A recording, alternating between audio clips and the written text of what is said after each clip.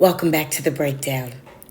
I am DELACREMEDELA, your privileged host, and this is an impromptu episode of the breakdown show. Listen, I was watching one of our episodes with you on YouTube, and I noticed something very strange happen that I didn't notice before. So I decided to come back to the video that we were watching together and just take a closer look at what I saw happened and talk about it with you. Okay, let me go over a couple quick house rules before I do. As you know, this is not a no judgment zone, so everybody, you are a target. I see what I say what I see. Rule number 2, this is not for children, because we be cussing. Rule number 3, if you are in the comments or if you're in the chat watching this video, please just stay on topic. Alright, don't be random, don't embarrass yourself. Alright, y'all, let's take a close look. I want to go back and look at the recent video taken by Reality Check TV, Chicago, Reality Check TV, Chicago, at the Thornton Township meeting. We talked a little bit about Paul Roberts' 4-page letter and his wife being out of order, trying to read his 4-page letter for him asking my big cousin Trina to read his 4-page letter for him. But then there was something that happened that I don't think any of us have seen together, so I want to take a closer look. Let's start from the top. I must start by thanking the supervisor for such outrageous spending and retaliatory behavior, which has created a genuine grassroots movement of people protesting. On the positive side, my wife and I have made some very good friends recently, all united in the same cause. We never met under normal circumstances. I'm also encouraged that very recently, a couple of trustees have come forward to state that it should be the trustees listening to the residents who run the township, not the criminal organization who's been calling all the shots.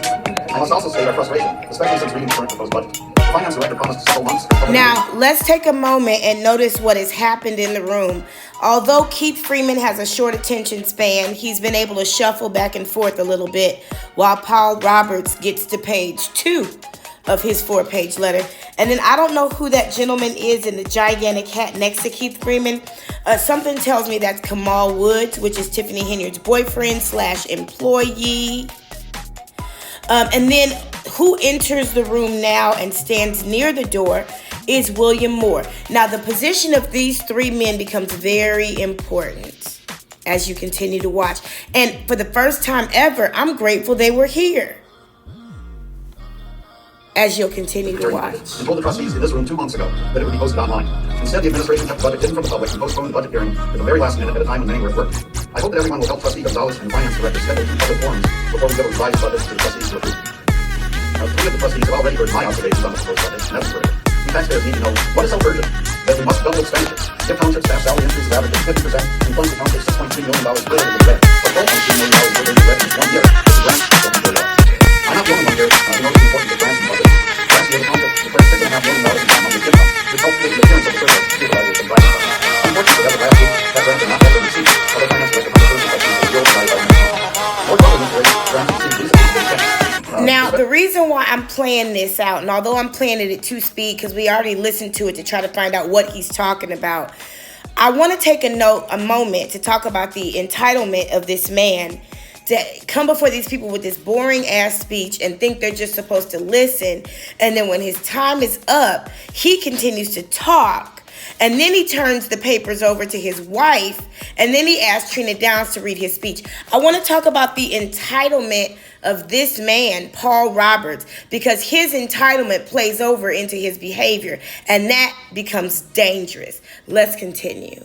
The supervisor announced that she was giving away $1 million in rent and mortgage assistance in 1 month, with a maximum of $3,000 for renter or home buyer whose applications were accepted. That equals at least 333 grants. Now, I did this with the clerk. I got a minute taken away from the last episode. So he's being told right now that his time is up. He's being given a lawful piece of information that his time is up. He's been told 2 or 3 times.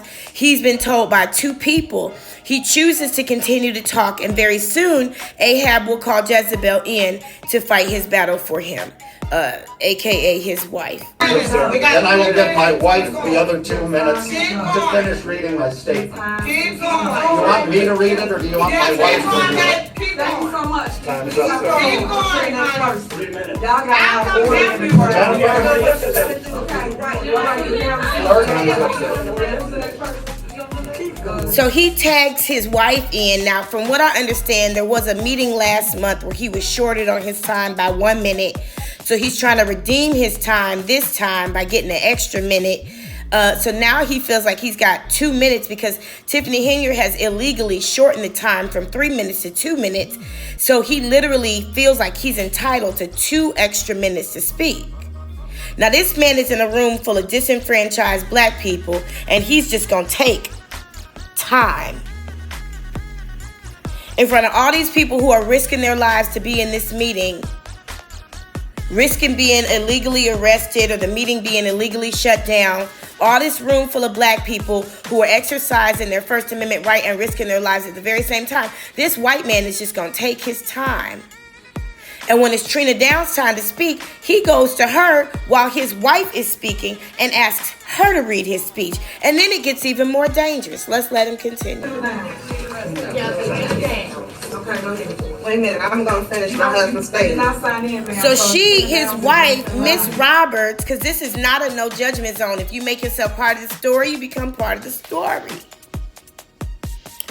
So his wife walks past Trina Downs, cuts her off, doesn't even say excuse me, and says, I'm going to finish my husband's statement. Well, there's an ordinance that I've read. And in that ordinance, you don't have a right to transfer your time to anybody else to speak during citizens' address or public comment. So right now, Mrs. Roberts is operating against the ordinance of the township. She's moving illegally. And the look on this lady's face says it all. Who the fuck do you think you are to think that you could just come in here while this lady has a legal right to speak right now? And you just gonna cut across her and continue with his bewilderment and boredom because he's having a hard time keeping up with the speech anyway, and you just gonna take the time. So this February, the supervisor announced that she was giving away 1 million in rent and mortgage assistance that month. And watch very closely at this point. Paul Roberts crosses Trina Downs, doesn't say excuse me, doesn't say I'm sorry, doesn't say please just give us these couple minutes so I can get this off my chest. He walks past Trina Downs toward William Moore. You see, right now, DeMarcus is looking at Paul Roberts. William Moore is looking at Paul Roberts. Kamal is looking at Mrs. Roberts, but Keith Freeman is looking at Paul Roberts. He's walking toward them. What do you think he's going to do next? Because he's a reasonable-minded man who doesn't operate out of any sense of entitlement, so he's most likely going to just have a seat, right? Because that's what a reasonable person would do. But you're talking about a person in a room full of black people who've risked their lives to be here. And he's just going to use his white privilege and operate all illegally. $3,000 per renter or home So Paul Roberts thinks, look at this woman like, who the fuck do you think you are? Paul Roberts thinks that he's going to just walk to the mayor, to the supervisor of the township, in a room full of black people who have risked their lives to be there. Over and over again. This isn't the first time I've seen Paul Roberts do this. He did it at the very end of the last Dalton meeting, where he confronted a police officer for no reason and just started yelling him down. Okay, I don't know what that is. I guess I got a premiere starting. I'll see y'all over there in a little bit. Paul Roberts thinks that he can just walk up. Look at the attorney. He's like, buddy, you don't want to do that. You don't want to do that, buddy. Paul Roberts, what the fuck is wrong with you? And why won't your wife get you together? In this room full of black people, you're just allowed to be entitled, talk longer than you're supposed to, and then you're just going to approach a woman? You just going to walk were excessive. The equals at least 333 grants per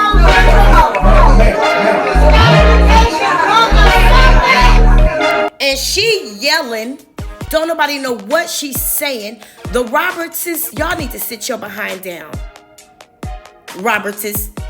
If I ever didn't feel a reason that this woman needed to be protected, it'd be right now. Why was a white man allowed to approach the supervisor of a township like that? First of all, what makes you think, Paul Roberts, that it is okay for you to just walk up to this woman? And I don't have no love for her. But right now, I also don't have no love for you because this is not a no judgment zone. Whether you like it or not. Your behavior was distasteful. And now this police officer went to your wife and manhandled her for speaking too long. And Stephanie Wiedemann closed her eyes. But you, sir, walked up to the supervisor and two people who are civilians, neither one an elected official or a police officer, had to turn you around and walk you back down. It's the entitlement for me. I'll let y'all watch that shit again. This video has not been altered. It has not been doctored. I have not done anything to change what you are seeing. And I'll allow you to watch it while I jump into my premiere. Vivian, you've embarrassed us enough.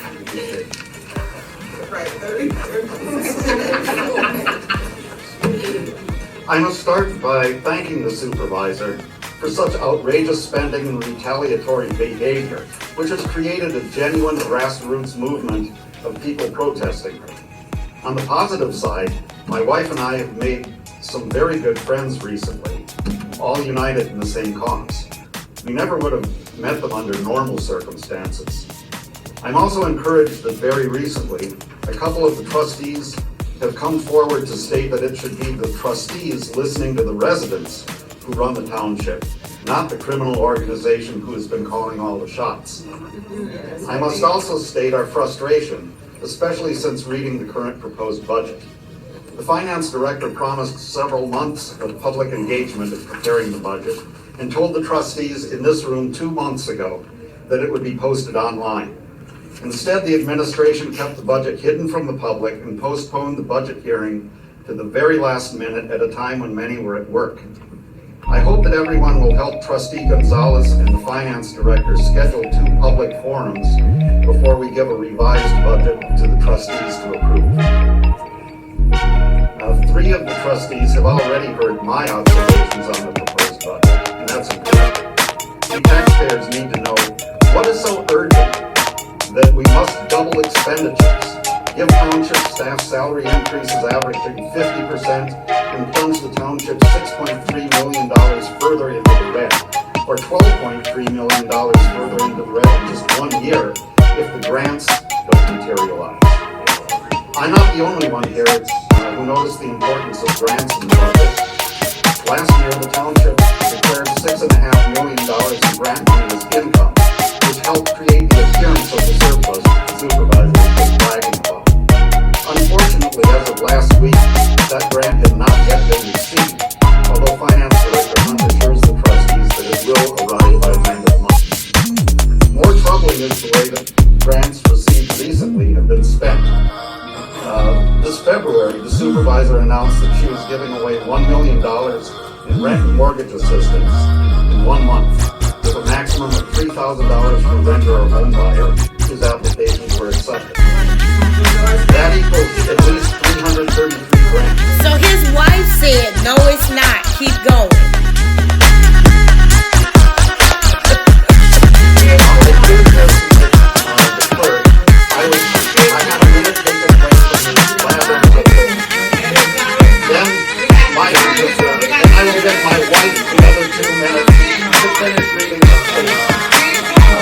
Reiterate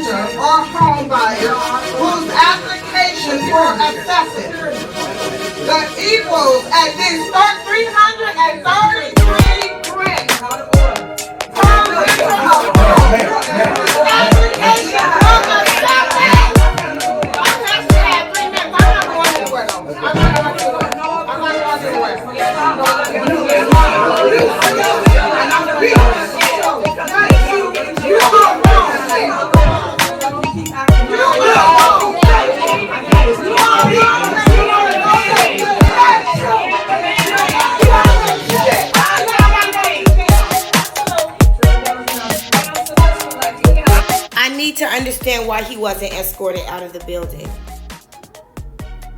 His wife was physically removed from the podium for speaking, but this man walked up to the supervisor, or attempted to. And he wasn't escorted out of this meeting.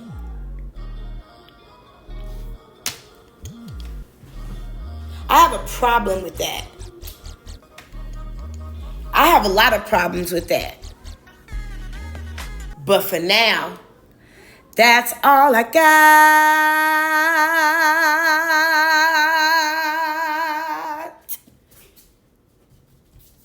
Ain't got no more.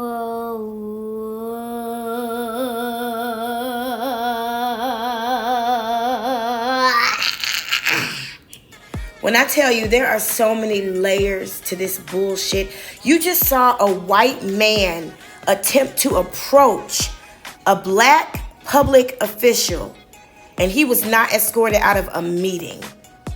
But his black wife stood at the podium and tried to speak illegally, and she was physically being removed. Y'all, I holla.